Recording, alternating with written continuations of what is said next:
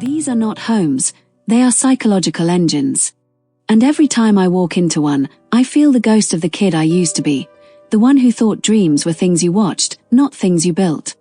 They are physical proof that reality can be bent, reshaped, and rebuilt to match the scale of a dream.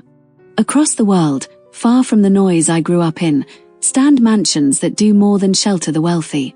Every time I step into one of these places, I'm reminded that they aren't just structures, they're monuments to ambition. And sometimes, when I'm standing in those halls, I can still feel the kid I used to be, the one who thought dreams were for other people. They feel like physical proof that reality can be bent, reshaped, and rebuilt to match the scale of a dream. I've met people who built these places after losing everything, people who rebuilt their lives brick by brick, room by room. When I walk through them, I don't just see architecture.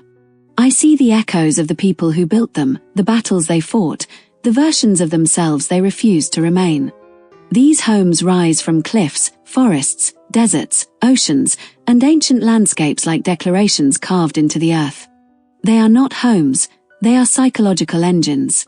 And standing inside them, I can feel how they push a person forward, how they whisper to them about the distance between who they were and who they dared to become.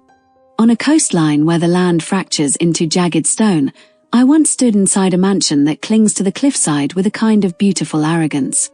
The first step inside felt like stepping into someone's victory, the kind earned through scars, not shortcuts. The glass walls dissolved into the air, leaving nothing between me and the roar of the ocean below. For a moment, I felt small again, the same way I felt staring at the ocean as a teenager. Back then, the ocean felt like a wall. Now, standing in that glass room, it felt like a door. Wondering if life would ever open for me. The wind hit my face like a reminder of everything I once thought was impossible. The owner told me that as a child, he used to stand on a public beach, staring at this same ocean with empty pockets and a head full of impossible ideas. When he said that, I felt something shift in me. Because now, the sea sits at his feet. The house, it's not a trophy. It's a message. Carved in stone. Sealed in glass.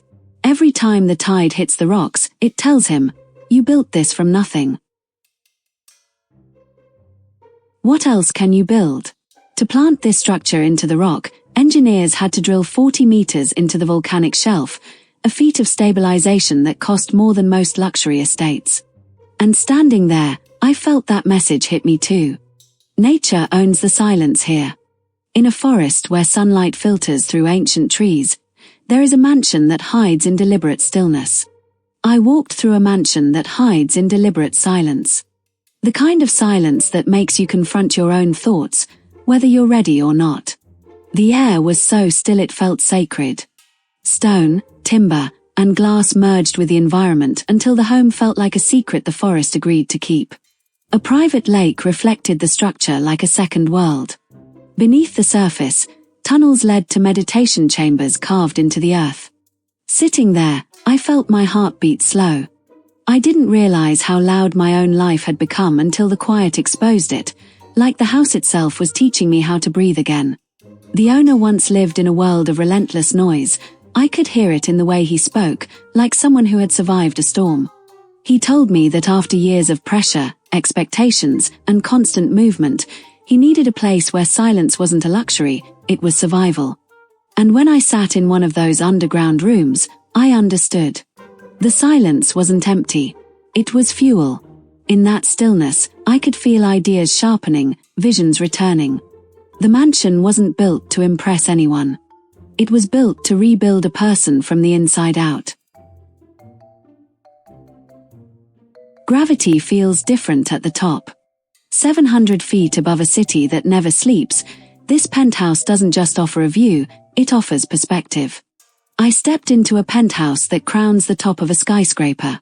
The world below looked small, almost unreal. A glass pool hung off the edge of the building, suspended hundreds of meters above the streets. My legs shook when I stepped toward it, not from fear of falling, but from the realization of how far a person can rise. When I walked to the edge, the height hit me in the chest. The owner told me he chose this place because he needed to live somewhere that reminded him of perspective. He said that after his first major failure, he realized something. When you're too close to the ground, everything feels bigger than it is. Up here, the city shrinks. Problems shrink. Doubts shrink. And for a moment, I wondered how many of my own doubts were just illusions I'd let grow too big. I'd spent years mistaking proximity for permanence, standing too close to my problems to see their true size. Every sunrise viewed from this height feels like a reward for every risk he ever took.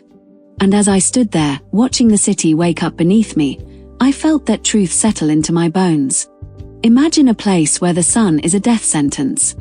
In the heart of a merciless desert, there is a home that shouldn't exist, a billionaire's rebellion against nature itself. In a land that appears lifeless and where the heat is merciless, I walked into a mansion that felt like stepping into a hallucination. Inside, a rainforest thrived under controlled humidity. The air felt heavy, alive, like stepping into someone's rebellion against nature itself. Mist drifted through the air. Snow fell in a climate-controlled chamber. Gardens bloomed despite the hostile climate outside. The owner looked at me and said, "People told me nothing could grow here. So I built a place that grows everything." And I believed him. Because every room felt like a challenge thrown at the universe. The desert says nothing can survive.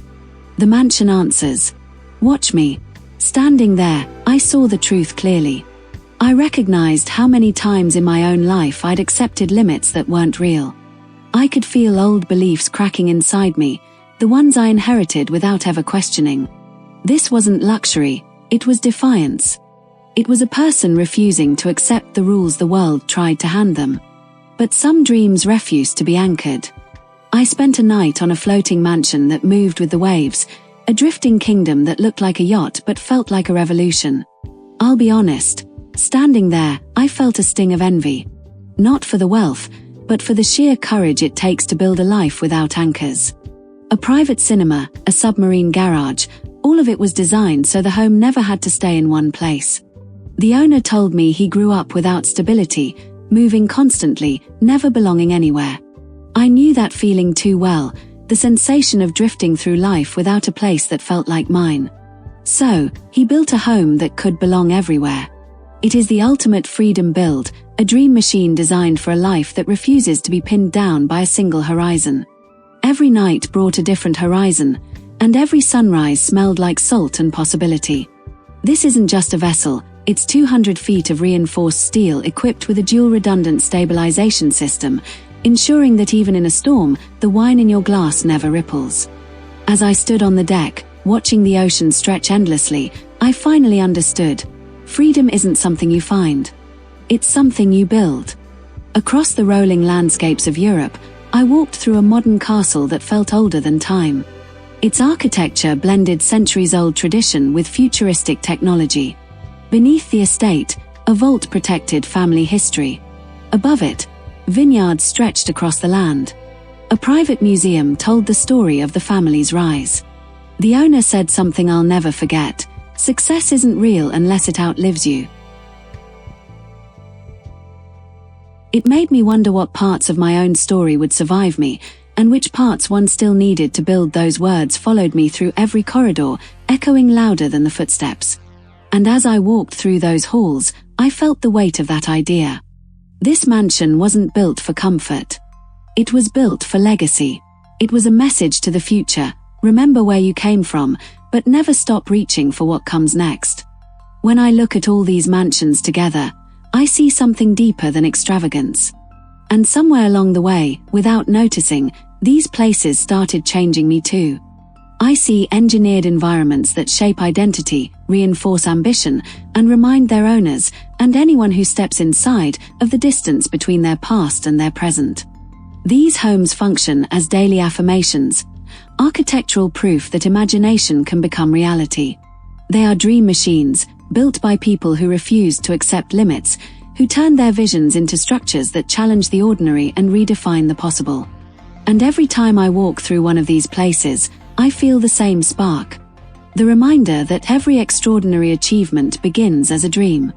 That the world is shaped by those who dare to build what others only imagine. And that somewhere, in the quiet corners of these impossible homes, lies a message meant for anyone willing to hear it. Your life can expand as far as your courage allows. Dreams don't respond to talent, they respond to persistence. Somewhere between these impossible homes, I realized something. I'm no longer the kid who thought dreams belonged to other people. I'm becoming someone who builds them. But tell me, which of these engines does your own ambition need right now? Do you need the defiance of the desert to prove the world wrong, or the silence of the forest to finally hear your own voice? Let me know in the comments. At Richest Billionaires Homes, we believe every brick tells a story of a life well lived.